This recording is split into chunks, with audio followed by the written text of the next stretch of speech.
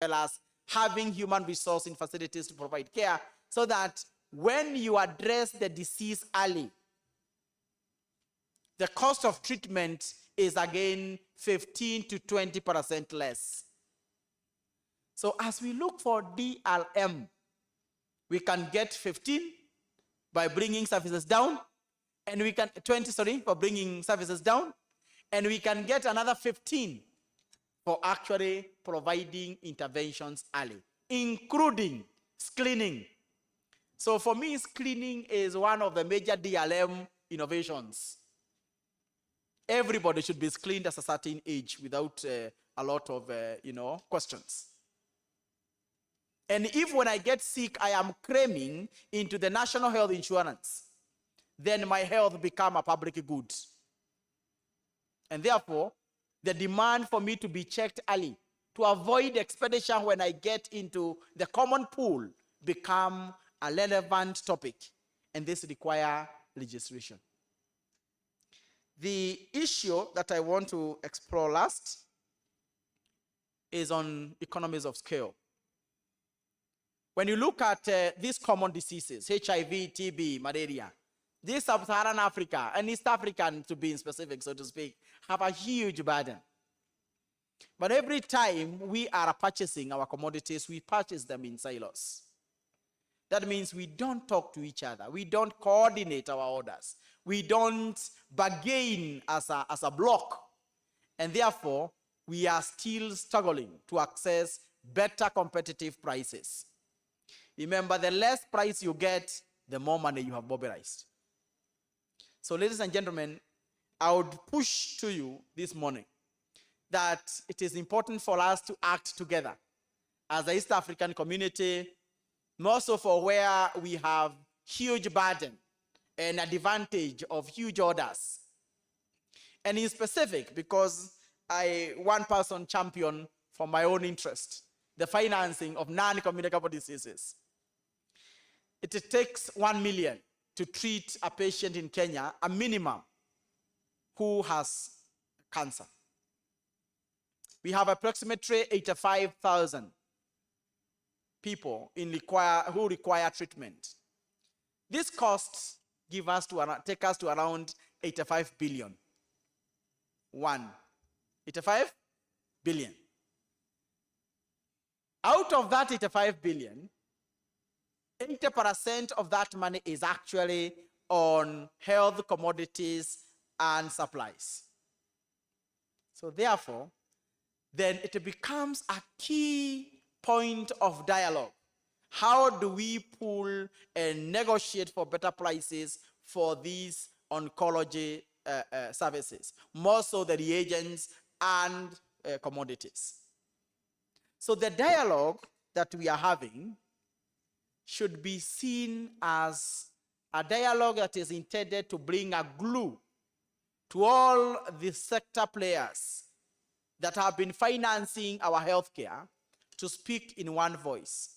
And more importantly, when I talk to donors, they say we are supporting government.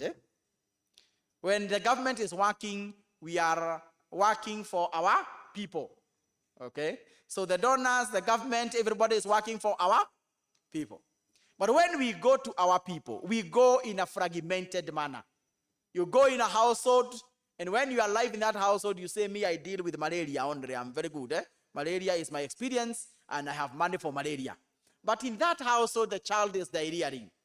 Right? Nobody addressing that diarrhea. All right? The father is hypertensive. All right? And the mother, of course, is expectant because they did not get FP. So having said that, then we see we need to build up prevention surrounding a household approach, treatment surrounding addressing the household. All right. And key important thing is the desire to address the social determinants of health, because when we do that, our DLM agenda will be realized faster than we expected. So with that, ladies and gentlemen, thank you very much for having me here. And I hope that this dialogue, by the time you're out, some of these issues will be addressed. And I want to reiterate that from where I look at it from, the time for Kenya is now. Asante.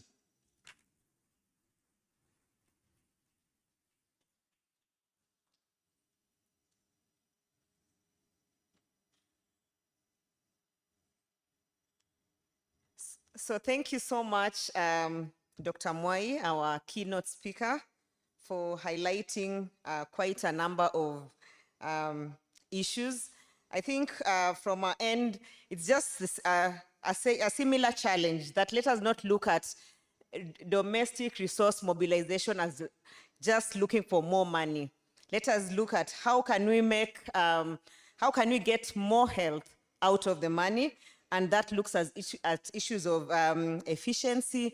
We're also looking at clear investment in making the city, ensuring that the citizens are healthy, so that we actually don't focus on treating illnesses, but maintaining health.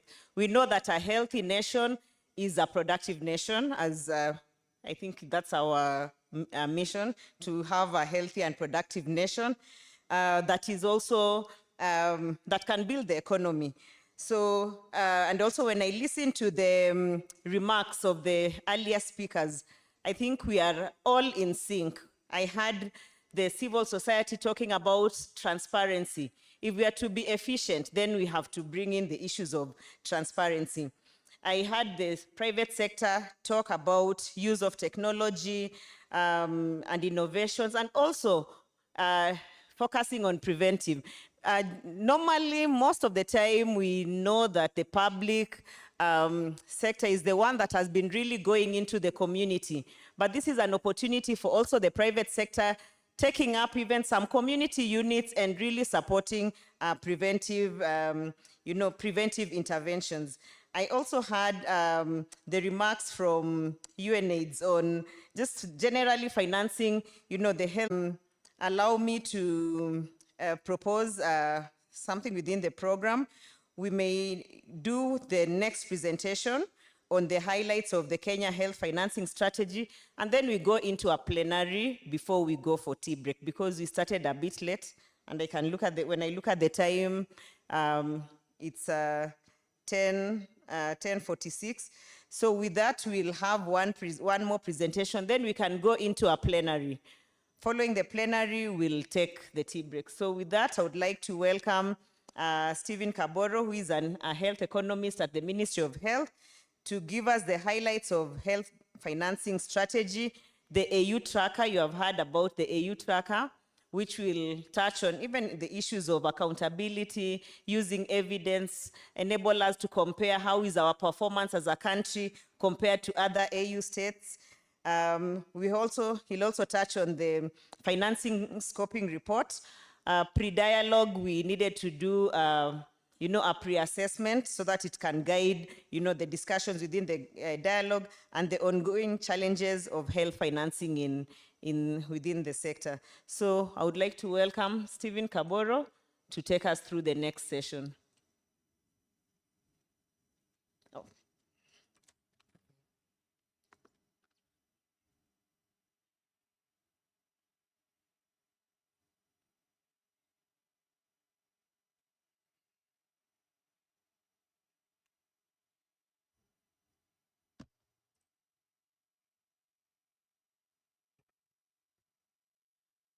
So distinguished guests who are present today, all protocols observed. Good morning. Yes, I'll be taking you briefly through the health financing strategy, highlighting what we have as a country, as Kenya, been able to work on, and what we have agreed as the main pathways that we are going to follow in our health financing landscape, and also try to see how that links up with the AU tracker, the AU tracker and the AU scorecard, how they link up together. So my presentation will be broken up into 4 parts. First of all, we'll be looking at the goals and objectives of the financing strategy. Then we will look at the reforms which are proposed in the health financing strategy, how they link with the scorecard and tracker, and then challenges which we can try to turn into opportunities going forward. In the next slide, just to give a small overview, this strategy has been developed in the country over the last 10 or so years. I know most of the delegates who are present here have at one point or another been part of the process of developing it.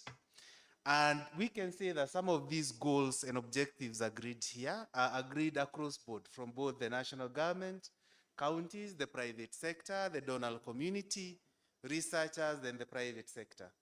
So at the end, we agreed that the goal of our strategy should be ensuring that we have adequate, efficient, and fair health financing system in the country.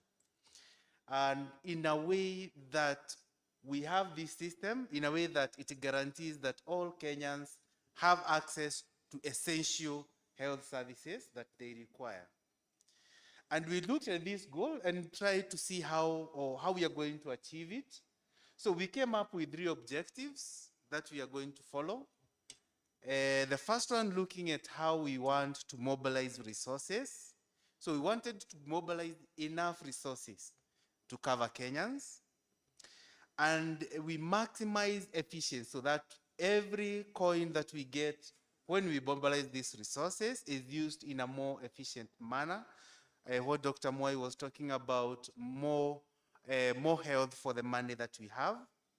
However, noting that the country has a lot of dynamics in terms of the wealth of the population, we wanted to mobilize these resources in an equitable manner so that those who are not able to get money or who are not able to pay for health, they can be able to access for these health services even if they don't pay. And those who are able to pay, they pay according to what or how they can afford.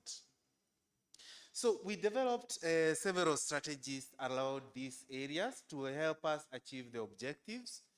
And we looked at the 3 key areas of health financing, that is resource mobilization, pooling of resources, and purchasing of health services. So for each, we developed the key strategies that we wanted to follow. So I'll give a very brief overview of each of these strategies or the reforms that we wanted. The first area, looking at increasing resources. So this is resource mobilization. So we wanted to ensure that we increase the funds that we are able to mobilize within the country. I could say the country, we are not doing so bad.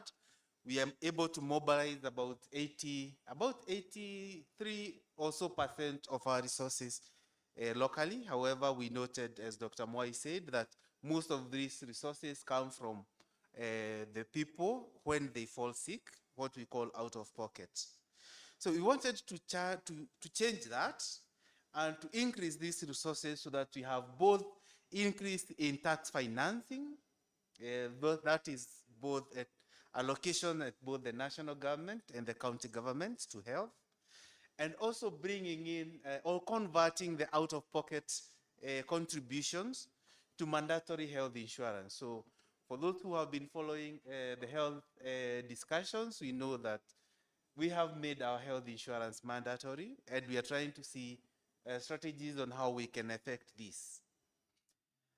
Within that, we were looking also at ensuring that even as we collect this money, we are able to get more from the small coins that we get through addressing inefficiencies in the sector, the leakages that we usually have, and ensuring that each and every coin produces as much health as we can get from it. Of course, we do more domestic resources than foreign resources, and we try to improve financial risk protection. So most of the time, money collected for the health sector can end up funding only those who are able, or those who are in the high wealth quintiles. And we wanted to ensure that for the Kenyan situation, even those who cannot afford, those who are the most vulnerable, are able to access the health services. So if you look at the second area which we looked at, which was on pooling of resources, and this is where we wanted to ensure we have efficiencies. So we looked at the way pooling of resources in the country was structured. And we found that the best way is to restructure how government funds are actually budgeted for, and ensure that we have more efficiencies around that, and we ensure that most of the funds go towards output-based resource pools, which is mainly health insurance. And for that, we proposed that we have 4 main risk pools. The first one being a social health insurer, which would take care of facility-based clinical healthcare services. For most people, they call it a national health insurer. So this would be mostly for those who fall sick. They can access this fund. However, we know counties allocate a lot of resources to health, and we wanted to ensure that if the burden of facility-based clinical services is taken from them, they could use the amount of, or the funds that are sent to them, or the funds that they allocate to health. They could use these funds to fund for population-based and facility-based preventive and promotive healthcare services. When you go to purchasing, you see how we propose that to be done. Of course, for national or for strategic interventions, e.g. HIV, or for example, the recent cases we saw of COVID, we do note that sometimes makes more sense to procure resources through a pooled mechanism. So we also did propose to maintain a national health fund. This mainly will procure commodities, or it will be activated when you have emergencies like we did with the COVID-19. And as Dr. Mwai said, the private sector in Kenya is very vibrant. So we also wanted to ensure that they maintain their independence and they are able to have their market share for health financing. The third area under health financing was on purchasing. So once we have these resources, and once we pull these resources, how are we going to ensure that we use the resources to fund or to purchase services for the people, for the citizens? And the main area we were looking at is reforming the way we purchase. We move from passive strategic purchasing, from passive purchasing to strategic purchasing of healthcare services. And for us to do that, we wanted to ensure that we establish a minimum benefit package which is well defined and which is well communicated both to healthcare providers and the communities. And for this, we are able to cost and determine how much we are going to reimburse for that minimum benefit package. Then we wanted to separate the roles. Who purchases what? At the moment, we usually have a gray area. So we wanted to ensure that for the population, we have a social health insurance fund that purchases curative healthcare services on behalf of Kenyans. And this, I want to emphasize, it's only curative facility-based healthcare services, curative and palliative. And we leave the issue of primary healthcare services, which is more preventive and promotive population-based health services, to be done through private provider care networks. And this is just a network of health facilities, both private and public, at the county level or at the sub-county level, which are able to receive funds as an insurer and purchase services on behalf of their members. So with that, we'll be able to define the role of the national insurer and the primary care networks. Now, with that said, we would like to see how the AU scorecard links up to our health financing strategy. And we know that this tracker was proposed in the 32nd AU Heads of State meeting. So whereby they formed some commitments. There were around 10 commitments, but we know 4 of these 10 commitments talk more about health financing. And they are mostly, I think we'll go through them later. They look at increasing domestic investments in health, improving effectiveness through strategic use of resources, increasing coherent investment in health. That is where we have both partners and the national government investing, and enhancing the national health financing system. And we did note that for all these indicators that were proposed, they are one way or another addressed in the health financing strategy. So what we decided as a country is that when we respond to, or when we talk to the AU tracker and the scorecard, we will try to ensure that we align our indicators to the indicators that are proposed in our health financing strategy, so that we don't have parallel competing projects. And for that, we also do note that we do have several challenges. And with these challenges, you're trying to look at ways of converting them into opportunities, or ways of addressing and mitigating them from overrunning our healthcare system. The first one, of course, we know our health burden is currently shifting from communicable conditions into non-communicable conditions. This is actually expected as the population ages. Non-communicable conditions become more common. And as we are saying, we are trying to see how we are going to diagnose or be able to have a system that actually picks up these conditions before they become chronic, so that they can be treated at the most cost-effective level. We also note that our medical commodities, human resource specifically, the cost is going up, and that is increasing into the burden that you have to pass on to the common people. So we have to see ways of addressing both the human resource investments costs and commodity costs. And as Dr. Moy was saying, we want to look at areas, for example, joining blocks to see if we can get more services for our money, or more commodities, generating local manufacturing, so that we also see if this can bring down these costs. We also do note that our health insurance system is quite fragmented. So we have so many pools, either both within the national health insurer and even in the private sector. So we wanted to see how we can, within the health system, merge these pools to have very few pools which have large populations and therefore are very competitive in nature. And of course, the private sector is, as we have noted, very vibrant in Kenya. And for the longest, I think they have been left out in policy making. So we wanted also to see if we can have governance and leadership frameworks that can loop in the private sector, so that we have their input. We see where we can collaborate with them. We can see how we can improve health. In Kenya, they control about 48% of healthcare delivery system in the country, in terms of bed capacity and in terms of the patients they are able to see. So we need to loop them in and bring them into the table, so that we do policy making together.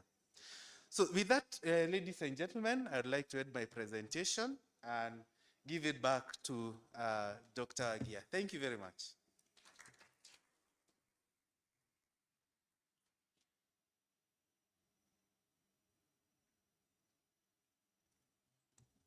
So thank you very much, Mr. Kaboro, for that presentation.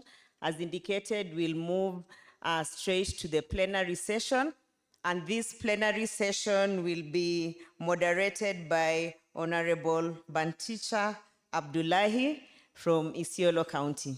So Karibu, we moderate the session for the plenary. Thank you.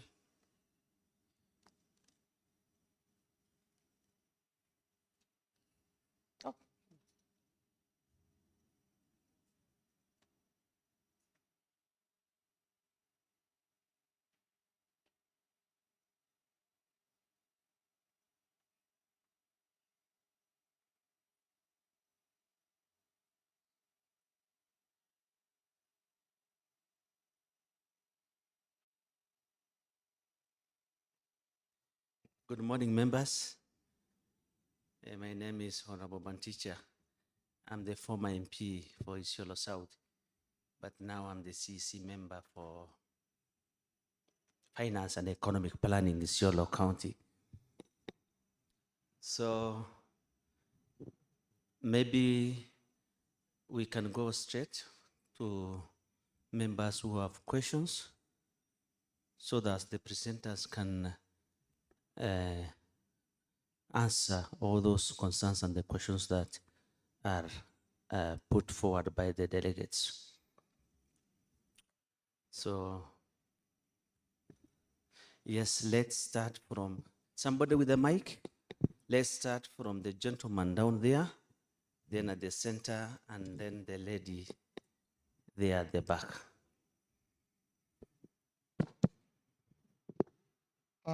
Good morning, everyone. My name is James Kamau, member of the Henet Civil Society. We are quite a number here. I'm also from the Kenya Treatment Access Movement and Coalition for Research and Development, and I'm a health economist, as well as being a beneficiary of health financing. I have a question for a few of the presenters. Okay, before you proceed, kindly, all the presenters, can you please just come forward so that you can attend to those questions? Please kindly come forward here. You can proceed now.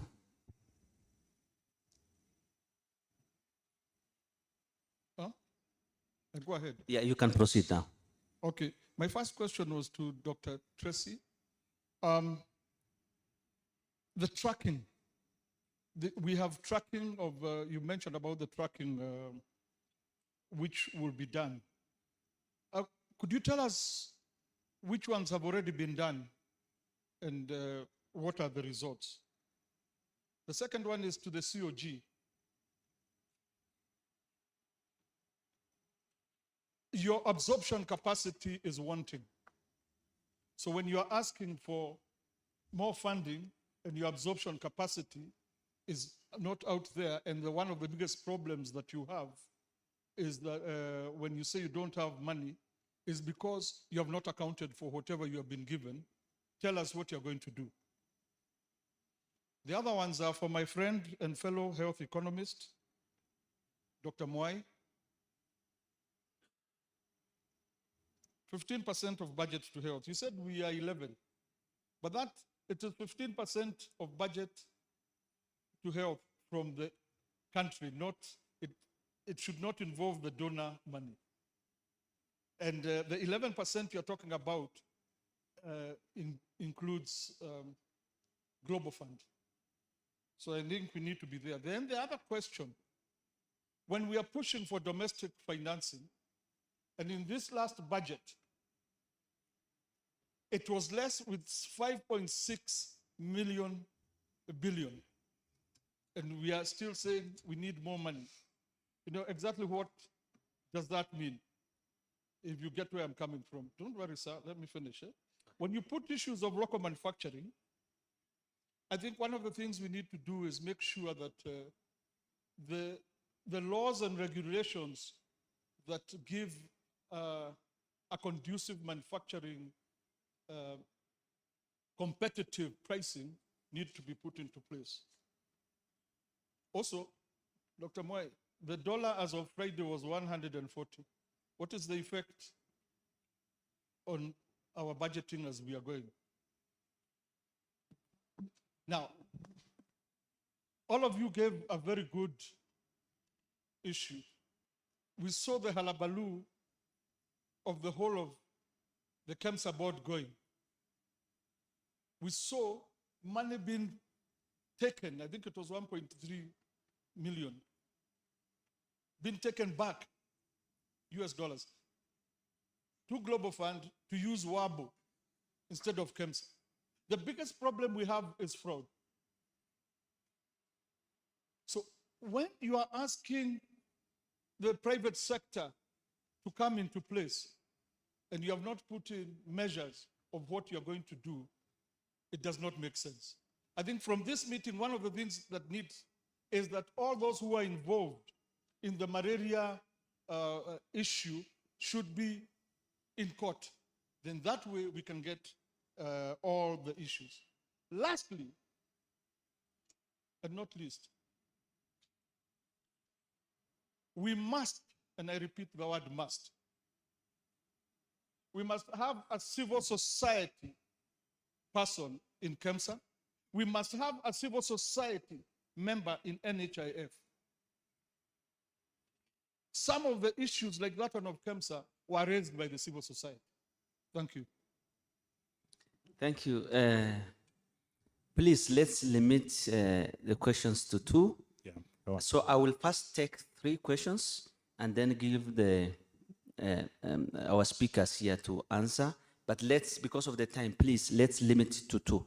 So you second and then the lady there, so that they will be able to answer, and then we proceed from there. Thank you. Thank you. My name is Dr. Simon Kigondu. I'm the president of Kenya Medical Association. I just want anyone in the team to see how we are having a problem between, we are having a dichotomy where people are saying we want to fund preventive care vis-a-vis curative care. Personally, I think that dichotomy is a problem because the implication of that is that you're taking money from the one side to another.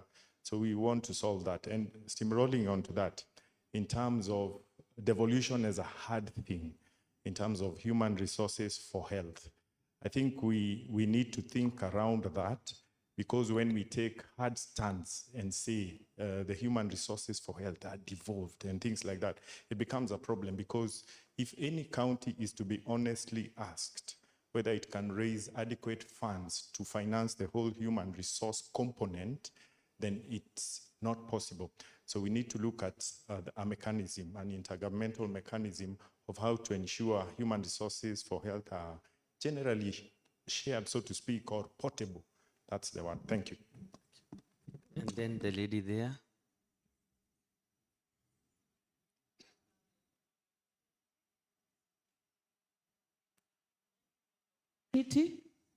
My name is Sylvia Yon from the Kenya AIDS NGOs Consortium and also a member of HENET. So I have the 2 questions. One goes to Dr. Mwai. You spoke on how we can realize many things in our own efficiency, like we already have the money, but efficiency in how we use the money for health. And you touched on local manufacturing, but you didn't expound much on it. So what are your insights around that, and generally around also investing on research and development? The second question that will go also to Dr. Stephen Kaboro and Dr. Mwai and also the rest of the presenters. A challenge and an opportunity, you cited fragmentation of health insurance pool. We were told in this forum that there was a delay of our distinguished guests because they are launching another pool for another group and introducing another pool. And it's really a problem. If you go to a health facility, we all pay NHIF, but the treatment for civil servants and the CSO and other pools like Mama Mboga and Boda Boda is something that talks to the fragmentation. How do we realize that? And as I conclude, is these fragmentations are actually the ones causing a strain on the NHIF. If today we are launching another pool, already there are other pools. There's how tapping onto the private sector, and Dr. Stephen talk about how we are actually getting the private sector involved in DRM, because you said they contribute widely. Let me pause there and thank you all for this forum. Thanks. Thank you. Please help me with the mic so that they can answer from where they sit. Help us with one mic. First give to Dr. Mwai.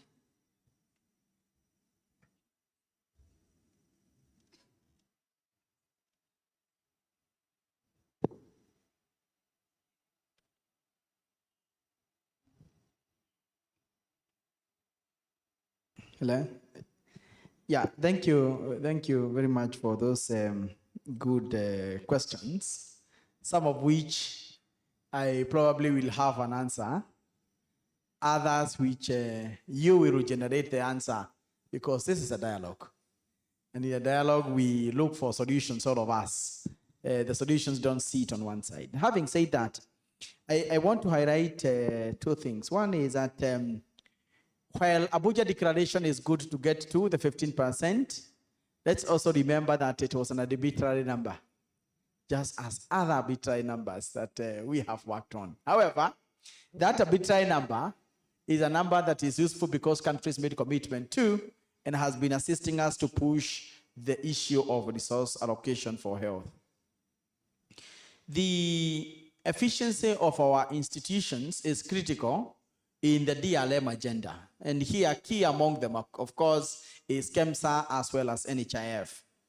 And I would say that, if you look at the NHIF the KEMSA of pre-2021, it was a KEMSA that majority of us had believed in, right? So after that, it has transformed into something else. And of course, there is commitment towards reforming KEMSA. And with that, of course, becomes one of the biggest strategic purchases for HPTs. But in general, we must work to strengthen the institutions that we have. So if KEMSA make a mistake, we correct the mistake, we restructure, we strengthen, we see ways of making these institutions to stand, because we cannot have sustainable financing without a good pooling entity for commodities. We cannot also do it without having a good pooling institution for strategic purchasing, and in this case we are talking about NHIF. Now, I want to highlight that while preventive is critical, we shouldn't fall sight of, Dr. Kigondu, the fact that already there is fire. So we are not by any chance saying that we substitute the curative funding to prevention, but we are saying as we start preventing, we will continue to save some funding, and we need to transition that money down. But even, so to speak, when you treat early and you diagnose early, the curative approach is more cheaper and will unlock further more resources available for the prevention. But also, we should commit new money towards prevention. We're not saying that the only money that is there is what we must use. There is what is called the seed money. And that is important to catalyze the prevention agenda and move this down. And again, on the issue of human resource, in my approach, of course, Katla should be able to touch on this because it's a really county function. However, we believe that the counties are trying their best to make sure that their population, which is ourselves, all of us come from at least a county, are able to actually fund for health. But in this desire to do a paradigm shift towards output-based financing, we also know that we have been funding a lot of human resource that have no much output as we would have expected. So as we move towards output-based financing, if you are paid for your output, part of the money you receive, of course, is money that comes for, human resource, and therefore you should be able to remunerate the human resource for work done. But when we have people who have gone to school, counties are carrying the burden. And they are not providing services for sure because they're in school. So we have to solve these issues. So the president this morning has launched the KHH LAC. That word is usually very difficult for majority of us. It's a Kenya Human Health Resource Advisory Council.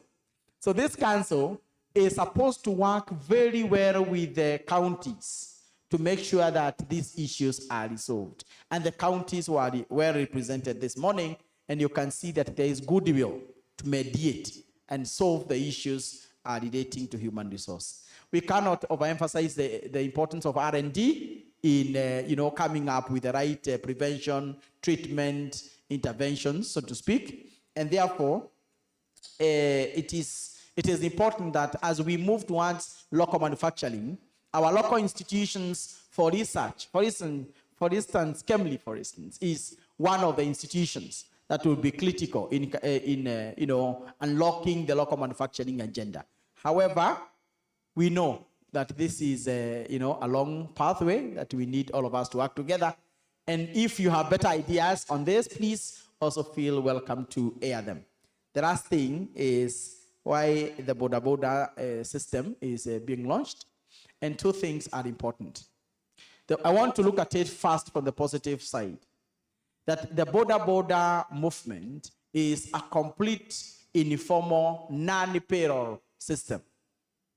We must get away of formalizing the informal or identifying the unidentified. In that case, then, we get a channel of onboarding former non-payroll people. Such movement would include what is being launched this morning. So it's a step towards the launch of a social health insurer. So you'll have a vehicle already that is practicing within the current challenges on how do we onboard. Then you'll go to the Mama Boga, organizations. You'll go to the schools where the kids of these people go. You need to talk to them, onboard them. You need to look at other systems that are non-informal. I report many times that Nyeri County, without anyone's intervention, on their own, as a county, had an insurance penetration of 42%. 42. In a country where insurance penetration was barely below 20. Only looking at the aggregators, agricultural produce aggregators, tea, coffee, milk, and such. So when we start getting this organization of the non-payroll people, then you'll start realizing that we are moving towards an NHIF of the future, which is thinking of the 90 rather than the 20. Asante. Okay. There was a question for Dr. Stephen.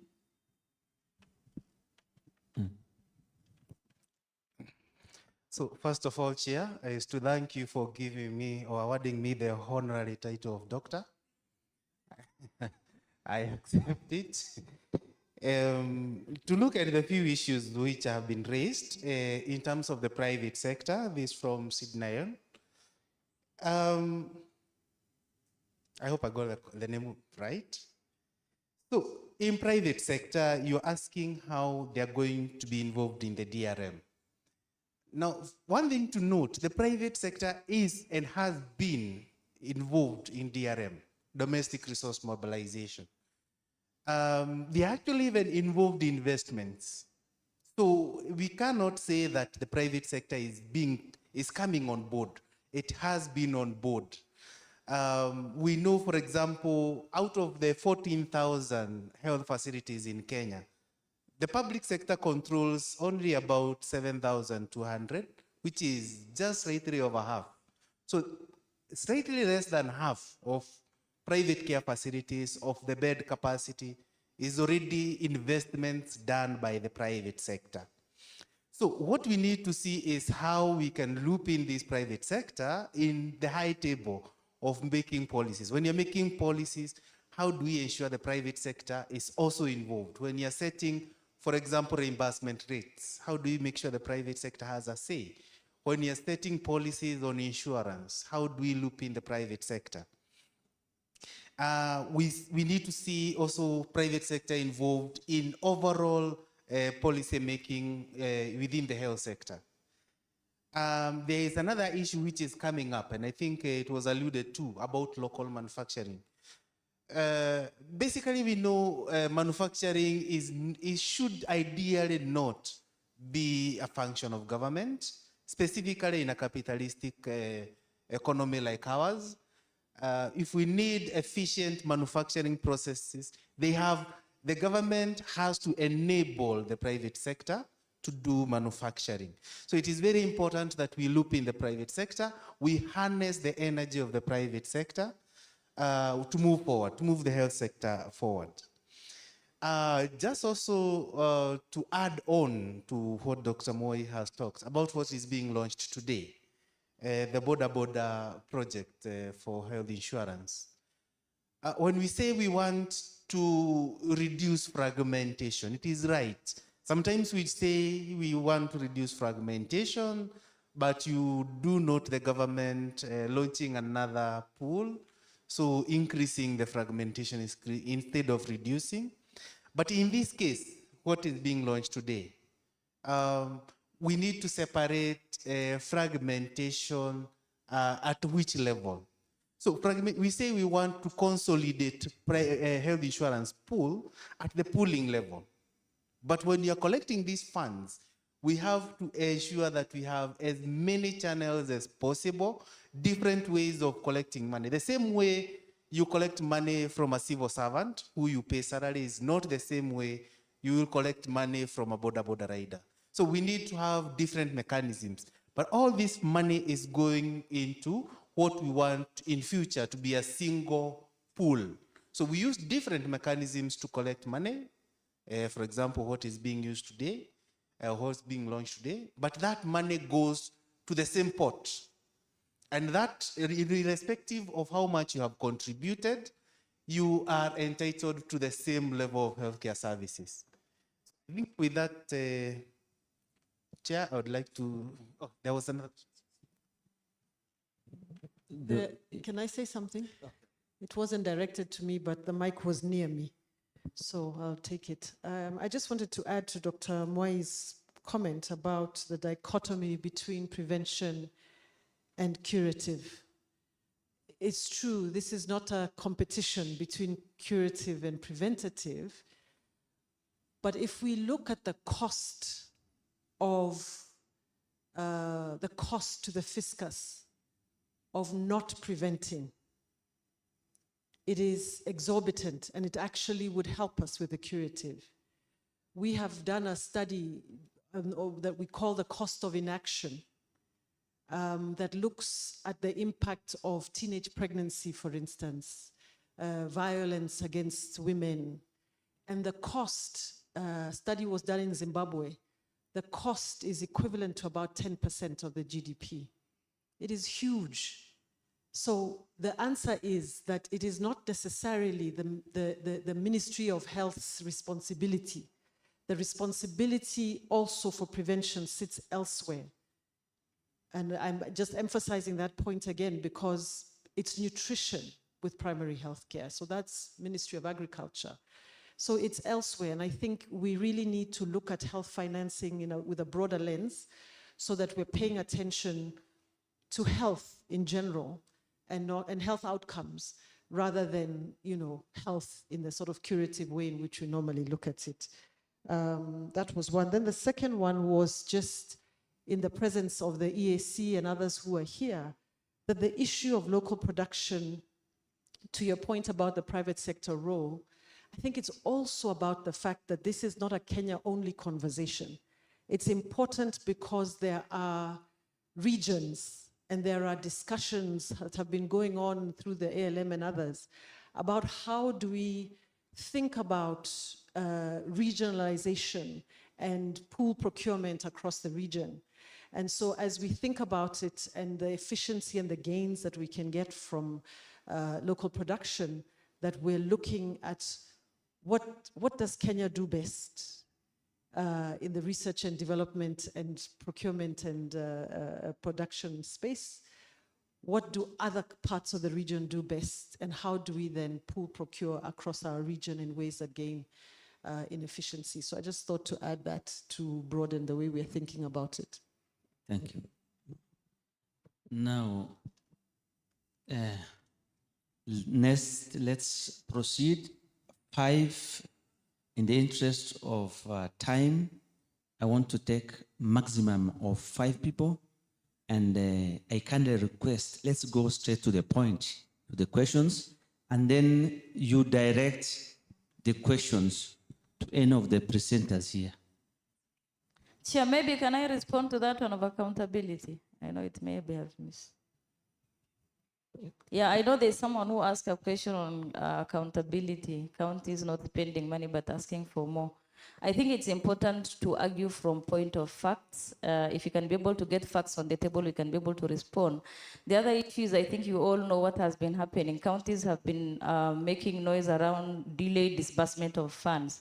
If you actually send 3-month money or 4 months, you've not sent anything to counties, and send them as a bulk in 1 month or 2 weeks to closure of the financial year, how do you expect counties to absorb that money? So this is a discussion that we all need to think through, and it's something that, because it's a dialogue, we need to think through and agree on how also counties need to get their rights, because this is their constitutional right.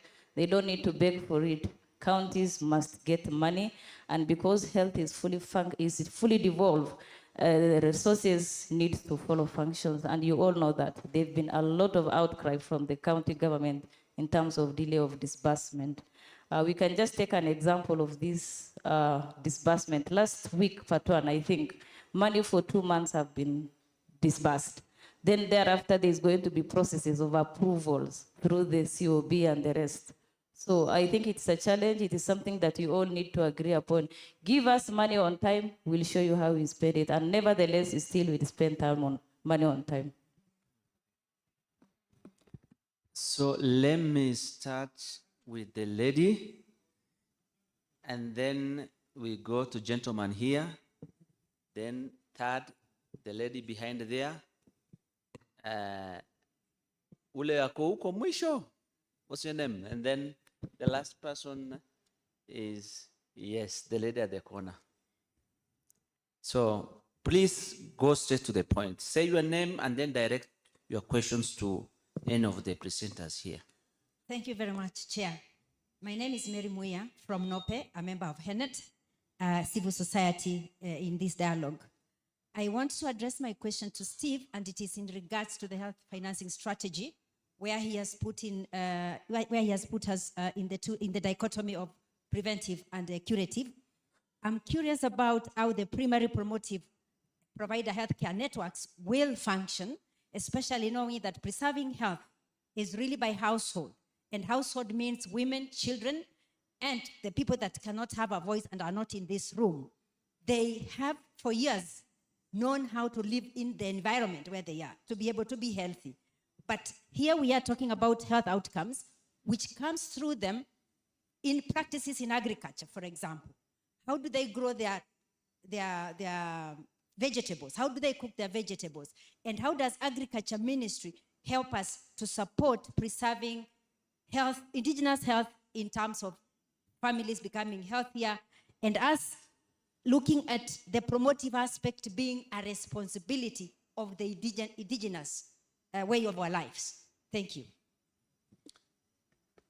Next, gentleman. Yes, here. thank you very much. My name is Dr. Ganda from Kisumu. I'm the CC member for health. And thank you very much to the national government for crunching this, because I think we're already on this path. My question is simple to my colleagues talking about financing. What is the thought process about strategic diseases like HIV, and secondly, sickle cell?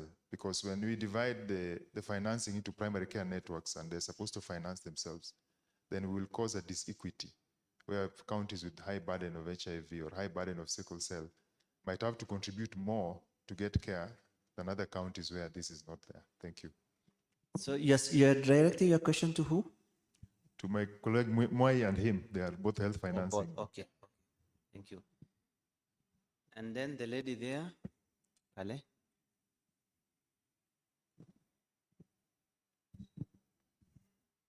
So thank you very much. My name is Patricia Jekonaya. I work with LVCT Health and also a member of HENET. So my question is to Stephen Kaboro and Dr. Mwai, and it's related to the role of research and data utilization in informing resource mobilization and allocation.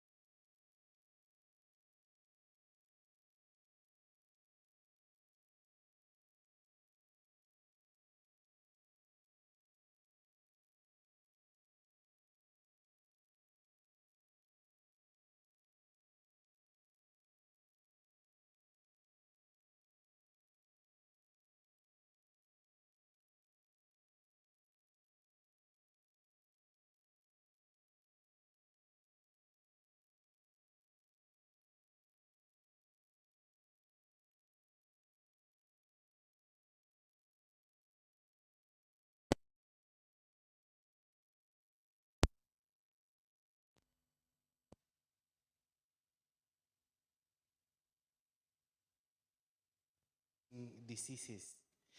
We know it is true, we know families are the ultimate and the basic providers of healthcare, and they are the most important providers of healthcare because that's why you prevent diseases, that's why you improve sanitation to make sure you don't get diseases, and it is true. And in the architecture that we were proposing, families are supposed to be a cornerstone through the community health promoters, because families themselves need to understand what they need to do in order to promote health.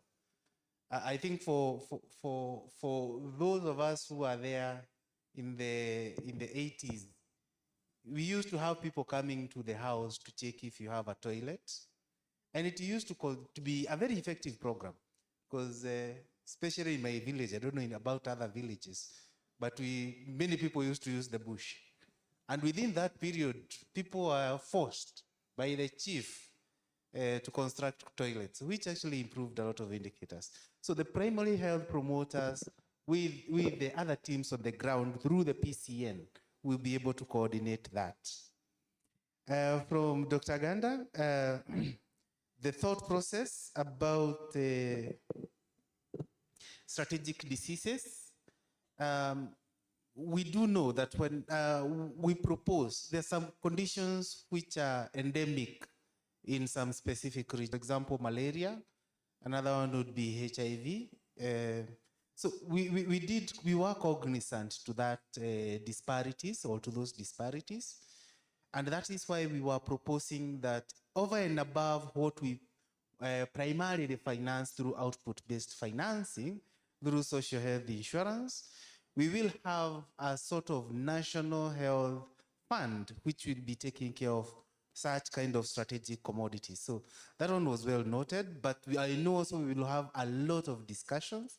I think Dr. Kantra can actually confirm that the discussions regarding how we are going to further reform the health system are already ongoing.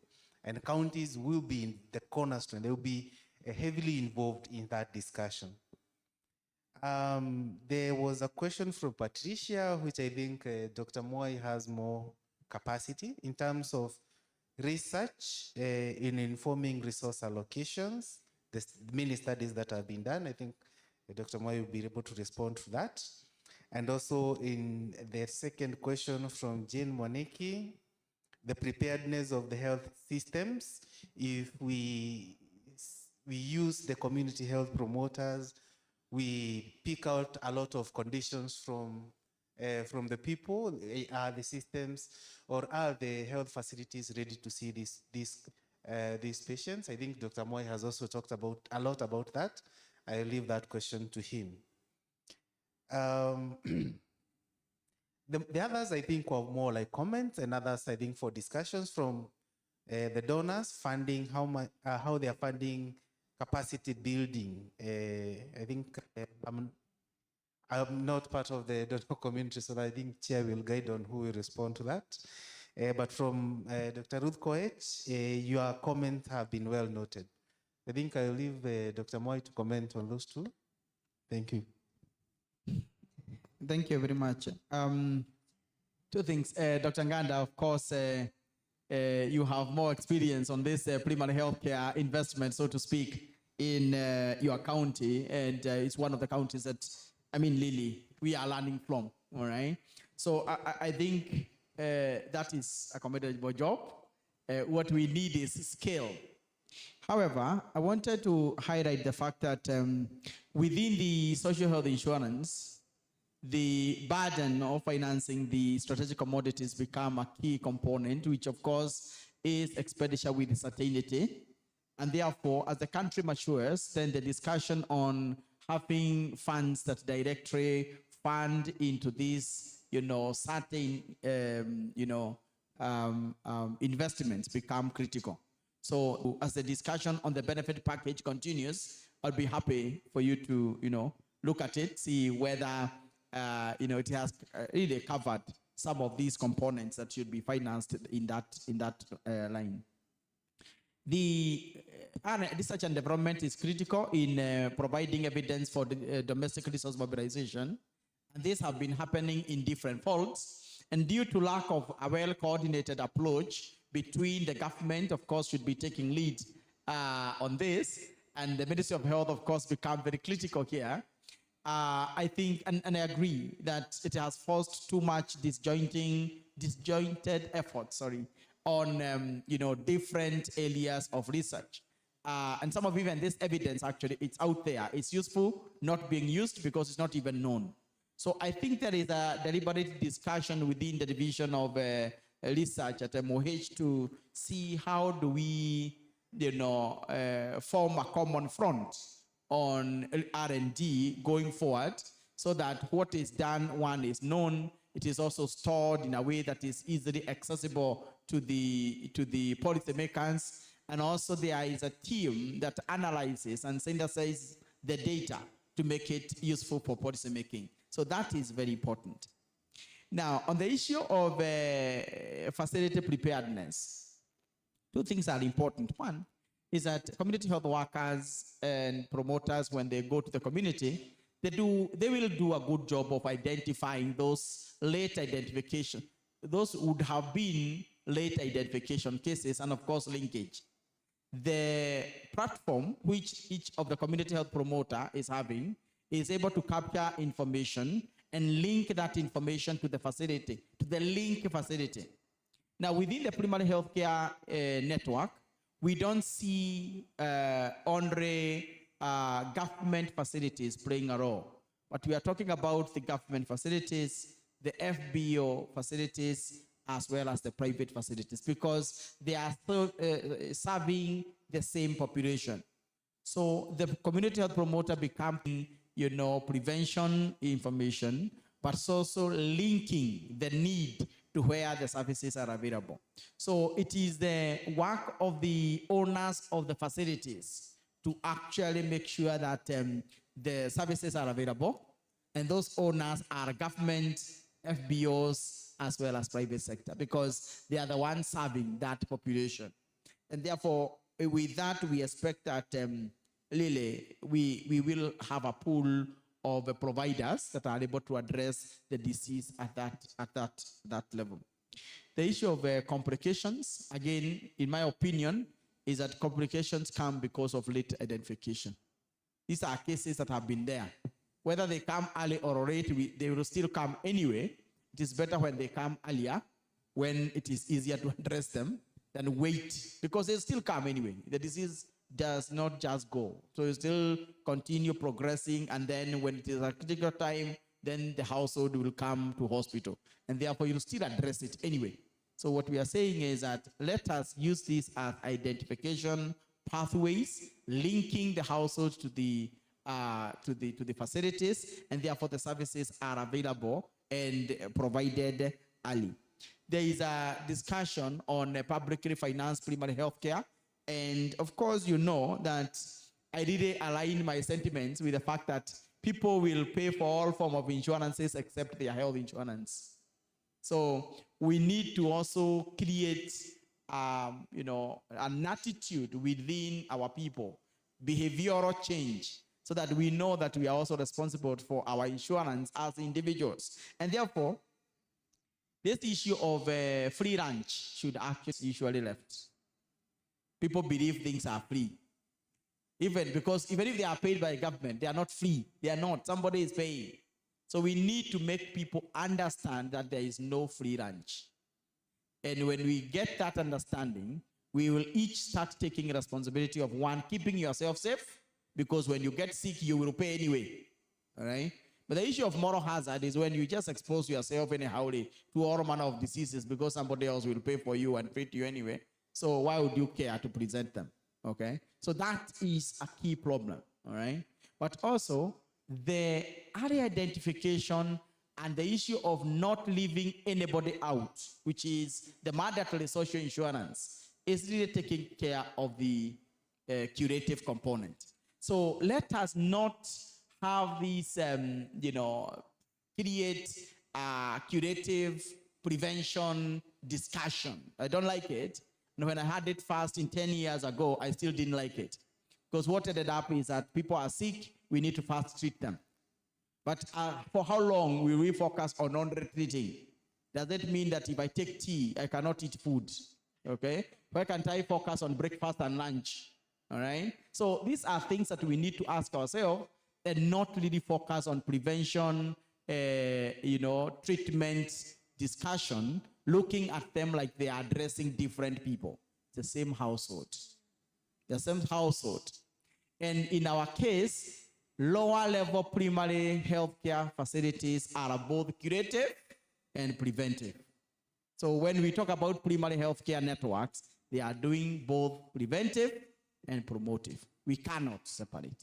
You can't even tell a clinician when somebody comes, don't tell them how to eat well, focus on only telling them, I will give you insulin. We have to see that they are interconnected, and we cannot really say we are splitting the money. It's how we use that money efficiently to not only prevent for the future, but also make even those who are already requiring curative service, prevent the disease from going into levels where it will require critical treatment. Thank you very much. Maybe just a final one from me. I think taking from where Dr. Maina has stopped, the discussion around prevention has been a difficult discussion because the work of prevention primarily has been the work of the community health worker, labeled community health volunteer, now community health promoter, but having nobody taking them and saying, this is our responsibility.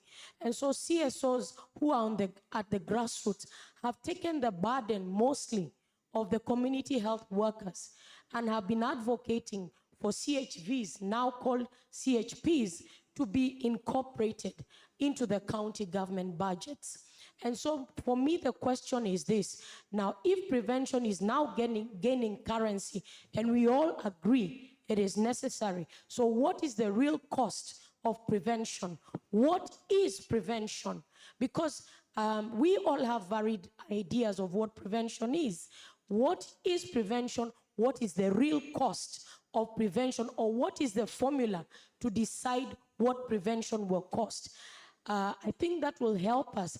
And then the move that government has adopted CHPs, I want to say that there are so many CHVs all over this country, seated under maybe the jurisdiction of a CSO. How do they get incorporated into the government move to CHPs? How will those ones be supported?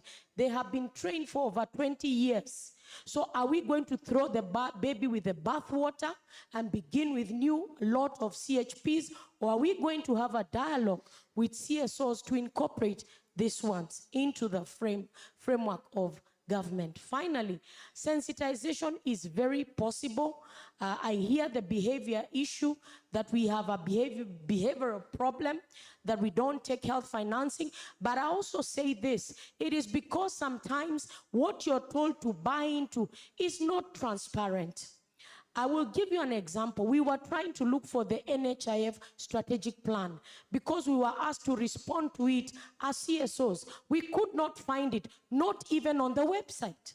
So if we are going to talk about Kenyans buying into something government is saying is good, and I believe it is good, then let's have the information out there.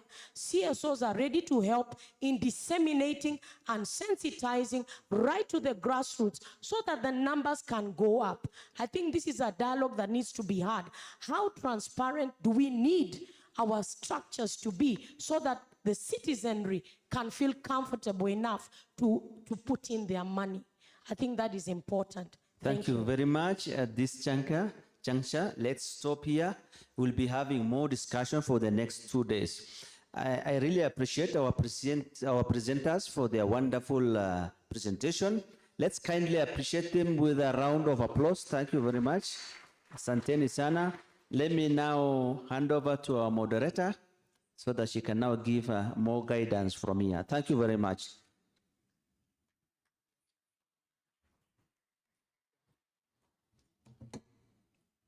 So thank you very much for that session. That has gone quite well.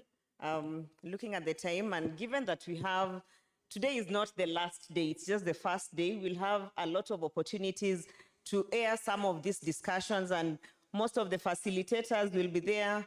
And this is a dialogue. That means there's no one really with the answers. So it's a